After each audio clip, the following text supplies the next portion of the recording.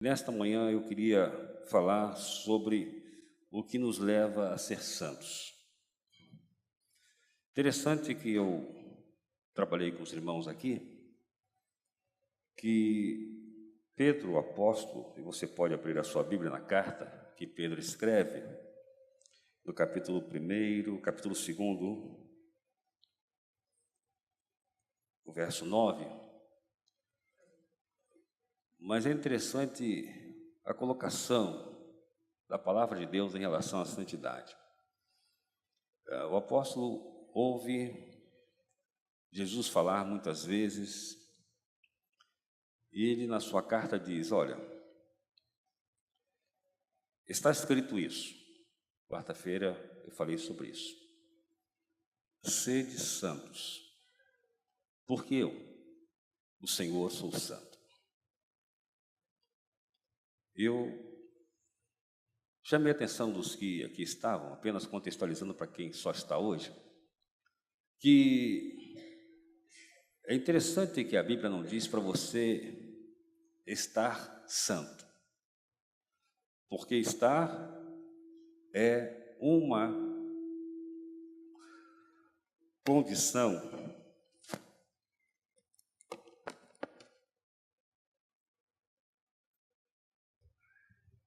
irmãos, agora melhora. Estar é uma condição que necessariamente não é permanente.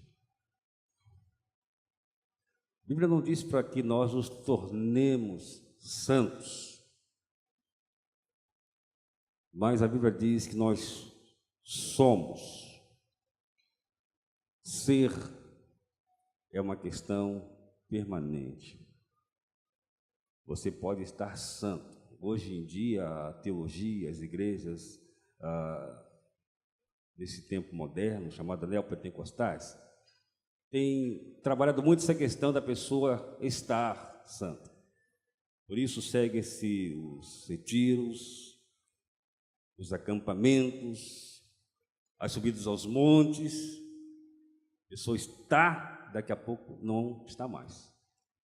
Mas a mensagem bíblica é que nós sejamos santos. E o santo é aquele que recebe de Deus um atributo que é de Deus. Somente o salvo pode ser santo. Somente aquele que tem a mente de Cristo pode ser santo. Quem não tem a mente de Cristo, ainda que queira, não poderá ser santo. Eu tratei o fato com os irmãos aqui que o nosso Deus, quando a Bíblia fala sobre quem é Deus, ela diz que Deus tem alguns atributos, que são atributos naturais dele, ou seja, aqueles atributos que só Deus tem e ninguém mais tem. Por exemplo, a onisciência, a onipotência, a onipresença, a imutabilidade, e aí por diante. Esses são os atributos naturais de Deus, são aqueles atributos que são chamados incomunicáveis. Deus não permite que ninguém tenha, porque senão nós seríamos humanos, seríamos Deus. Mas Deus também tem os seus atributos comunicáveis, os atributos morais, a maneira como ele procede, dentre eles está a santidade. Os atributos comunicáveis de Deus, eles são dados para nós, seus filhos, a igreja do Senhor. E o texto que temos nessa manhã, na primeira carta de Pedro, capítulo 12, verso 9, diz assim: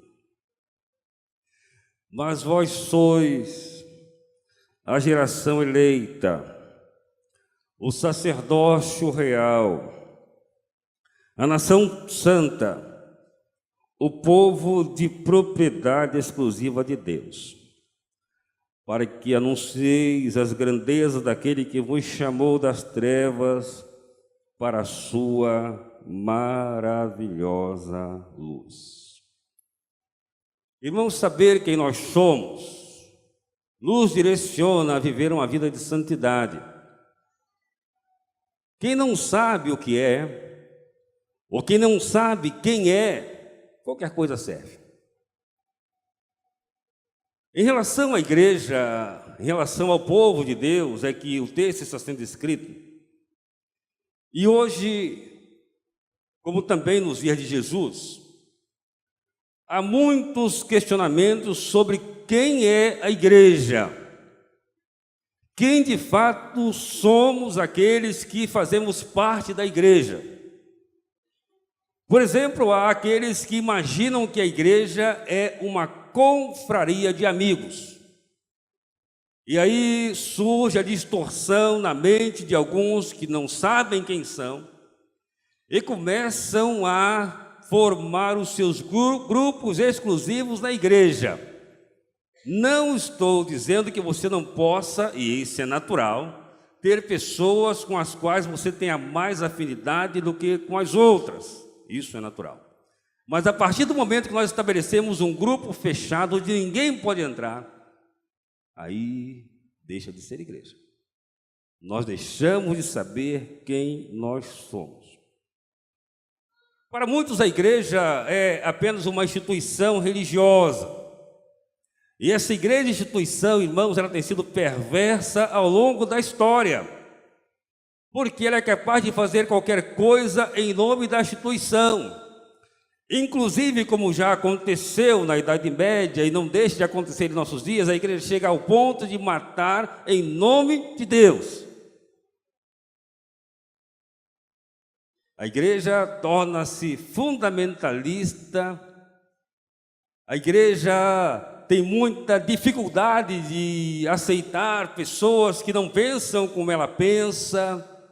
Esta igreja simplesmente religiosa, ela não é a igreja que tornar-se-á santa. Assim como a igreja que está baseada nessa visão de uma confraria, de amigos, de pessoas afins, ela nunca vai se tornar santa. Para outros, a igreja não passa de uma oportunidade de crescimento do ponto de vista social. Essa igreja também nunca vai se tornar santa. Há pessoas que elas conseguem na igreja o que elas não conseguiriam em nenhum outro lugar. Elas conseguem notoriedade na igreja que elas não conseguiriam em nenhuma outra parte. E quando a pessoa pensa assim, quando ela age assim, ela nunca sabe de fato quem ela é. E outros há que olham para a igreja e imaginam o seguinte: essa igreja é minha. São aqueles, no dizer do pastor Ariovaldo, no livro que ele escreve, muito interessante, os chamados donos de igreja. E dizem assim: eu estou aqui há tanto tempo e você chegou agora, quem é você para dizer o que deve ou o que não deve fazer? Esses que assim pensam jamais hão de ser de fato a igreja do Senhor Jesus. Quem somos nós? O texto que nós temos nessa manhã diante de nós, ele nos aponta algumas realidades sobre a igreja. Primeiro, que a igreja é uma reunião de pessoas que foram alcançadas pela graça de Cristo Jesus. Por isso a palavra de Deus diz: vós sois a geração eleita. Essa questão da eleição, essa questão que tem dividido mente de estudiosos da igreja, isso tem sido um grande problema para muitos. Mas quando nós voltamos para a palavra de Deus, nós percebemos que ser igreja ou tornar-se santo é somente para alguém que foi eleito. E eleito como? O apóstolo Paulo, escrevendo a sua carta aos Efésios, no capítulo 1, ele diz que é bendito Deus, o Pai de Jesus Cristo, que nos elegeu. Irmãos, não há ninguém, mas ninguém mesmo, que seja predestinado, que seja eleito, que seja escolhido para ser salvo. Nós somos eleitos, predestinados, escolhidos na projeção de Jesus Cristo. Porque se Deus escolhesse uns para ser salvos e outros para ser perdidos, onde estaria o amor de Deus? Onde estaria a justiça de Deus? Ora, se alguém vai para o inferno e não pode sair dessa condição, ele não é culpado, é vítima. Mas, na verdade, o que a Bíblia ensina, o que Jesus ensinou, é que ele veio para resgatar um povo, para tornar um povo a sua igreja. Ele diz: eu vou edificar a minha igreja e as portas do inferno não hão de prevalecer contra ela. Irmãos, estar dentro da igreja sem conhecer a graça é uma desgraça. Porque a pessoa não consegue entender. Não é que ela não queira, ela não consegue. Então o apóstolo diz: vós sois a geração eleita. E a pergunta é esta: eu sou eleito na projeção de Cristo. Eu preciso saber com clareza aquele momento quando foi alcançado pela graça de Deus. Quando um crente não tem essa consciência, ele precisa saber que talvez ele ainda não seja crente.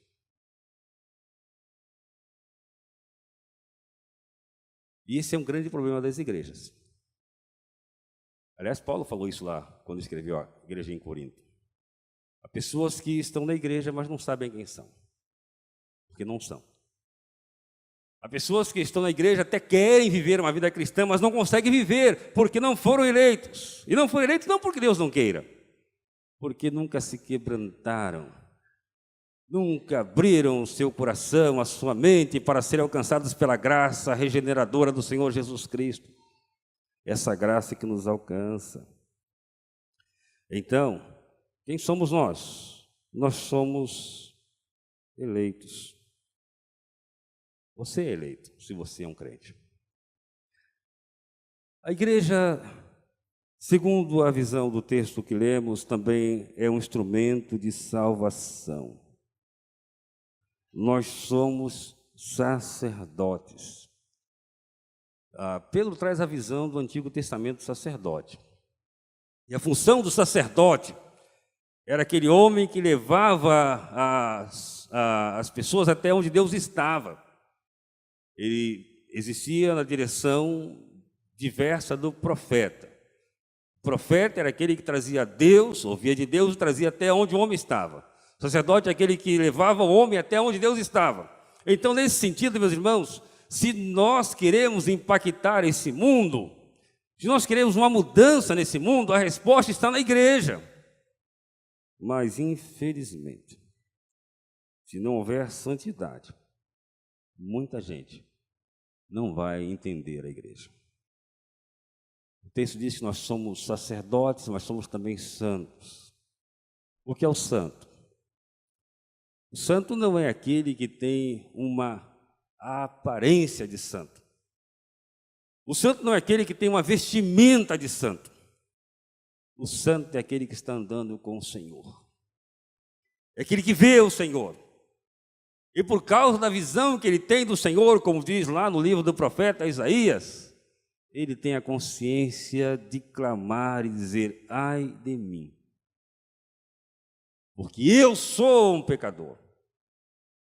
Uma das grandes facilidades que todos nós temos em todos os tempos é apontar o pecado do outro. Mas a santidade, ela nos leva a reconhecer o nosso pecado e a abandoná-lo. Porque sabemos que onde houver pecado, Deus não habita.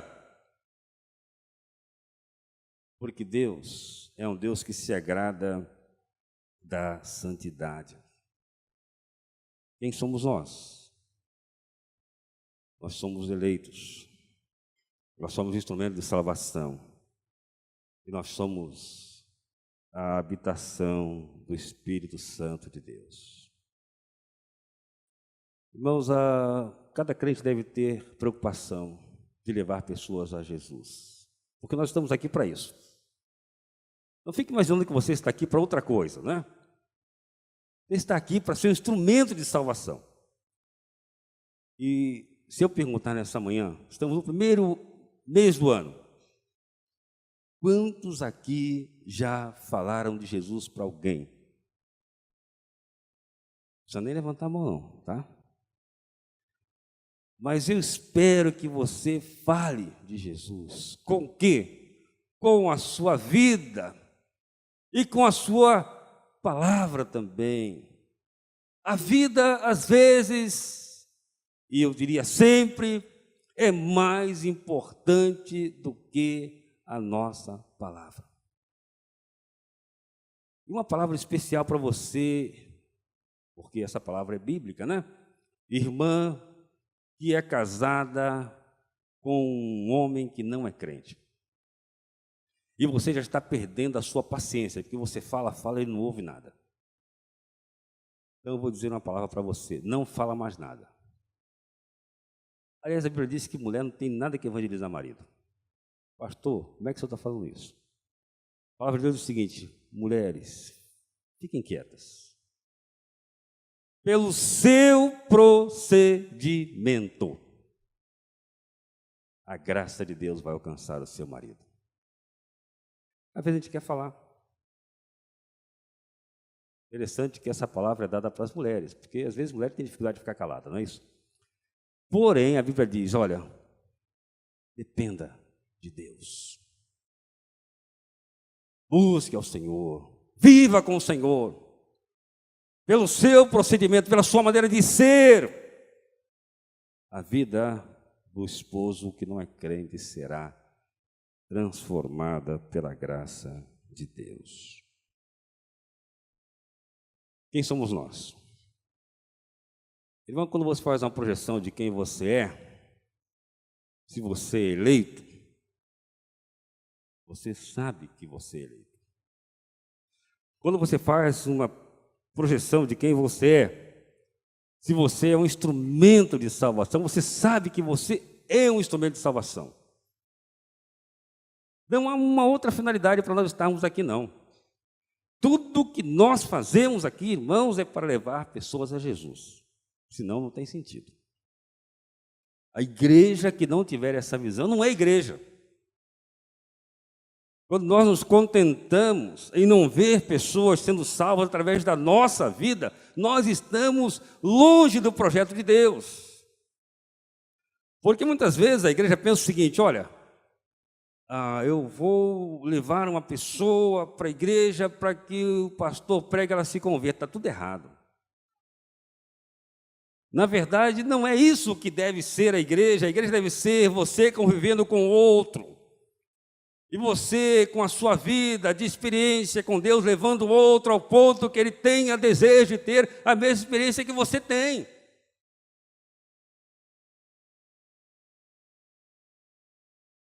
Quando eu fui pastor no Rio de Janeiro, cada realidade é diferente da outra. Mas uma das coisas que nós tínhamos na Igreja da Penha, e foi um tempo que fez aquela igreja crescer muito, e havia um domingo no mês na Igreja da Penha, em que era chamado o Domingo do Visitante. Isso era muito interessante. Como é que funcionava? Os crentes, membros da igreja, só podiam entrar na igreja se trouxessem um visitante.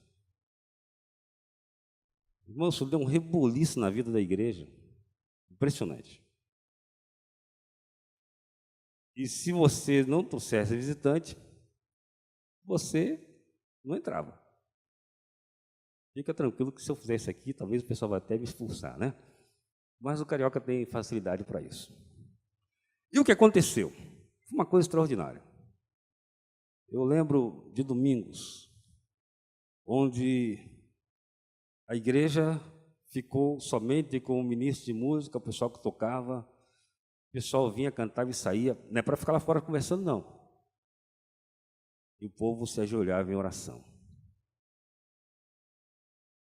Não se coisa maravilhosa. Quanta gente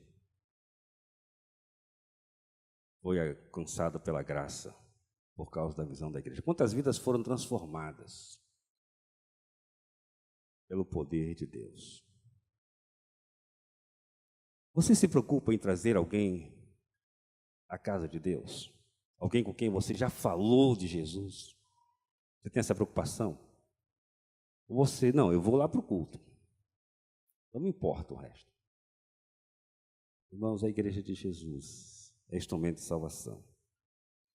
E finalmente a igreja foi chamada para habitar no reino da luz. Deus nos tirou das trevas para a sua maravilhosa luz. Nós estamos aqui por um tempo. A minha casa é maravilhosa, como eu creio que a sua é também, se você tem Jesus. Há pessoas que estão preocupadas em ter casas maravilhosas aqui. Por quanto tempo? 30 anos, talvez. 50 anos. Para os mais fortes, né? Talvez 80 anos. Mas você vai deixar. Agora o texto diz: vós sois a geração eleita. Nossa habitação permanente é no céu, irmãos. Nossa habitação permanente não é aqui, é no céu. E nós nos pegamos aqui como se aqui fosse ficar para sempre. Não, nossa habitação é no céu. E nós somos chamados para refletir a luz de Jesus. Nessa manhã, quando vamos celebrar a ceia do Senhor, o nosso desejo e expectativa é que cada um de nós possa claramente saber quem nós somos. Somos, sim, geração eleita por Deus, pela sua graça. Somos, sim, instrumentos de salvação, pela misericórdia de Deus. Somos nós também, igreja, nos preparando para habitar para sempre no reino da luz. Eu sempre faço projeção da minha vida. E eu me projeto para frente. Sempre sonhando. E eu tenho uma projeção para mais de 10 anos. Não sei se vou chegar lá. Mas quando chegar lá, se Deus quiser, eu vou fazer uma projeção para mais de 10 anos. Mas sempre nessa projeção, eu coloco o seguinte ponto: eu estou no caminho de casa, o reino da luz. Vamos, irmãos, juntos celebrar a ceia do Senhor nessa manhã. Quero convidar os nossos irmãos diáconos para que se aproximem da mesa da ceia nesta hora.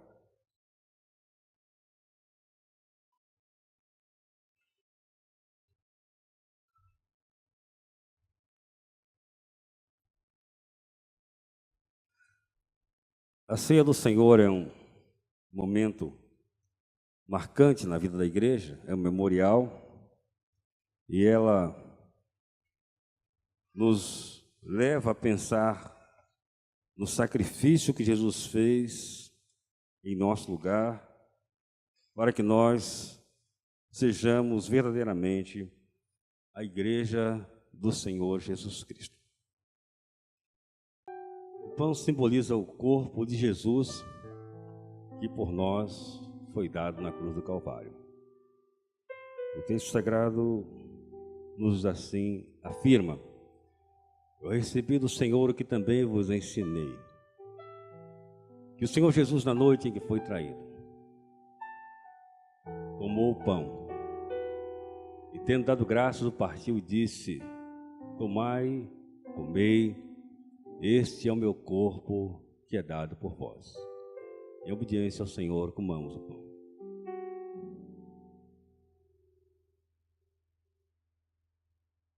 Semelhantemente também, depois de cear, tomou o cálice, dizendo: esse cálice é o novo testamento do meu sangue.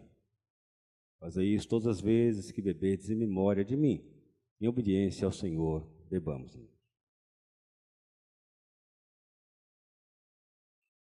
Vamos orar, irmã Maria da Penha. Nossa diaconisa vai orar nesse momento. Recebe, nosso Deus, a alegria do nosso coração, porque nesta manhã, ó Pai, nós podemos relembrar o sacrifício de Jesus na cruz por nós, para que pudéssemos ser igreja, Senhor. Ó Deus, nós te louvamos porque através do sangue de Jesus, os nossos pecados são purificados. Nesta manhã nós nos colocamos diante de Ti e te pedimos, Senhor, santifica-nos cada vez mais. Faz-nos igreja cada vez mais, Senhor. Retira de nós tudo aquilo, ó Deus, que nos proíbe de estar em íntima comunhão contigo. Tira de nós, Senhor, tudo aquilo que nos afasta da Tua vontade. Pai, nós te pedimos que neste momento possamos, ó Deus, estar sendo ouvido por tantas pessoas, Senhor, que precisam e que carecem de Ti. Que o Teu amor possa alcançá-los através da vida dos Teus servos que aqui estão.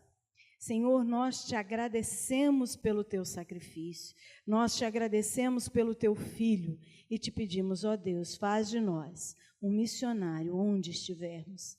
Faz de nós um servo verdadeiramente cientes da nossa missão, da nossa responsabilidade de proclamarmos a Tua palavra. É o que te pedimos em nome de Jesus.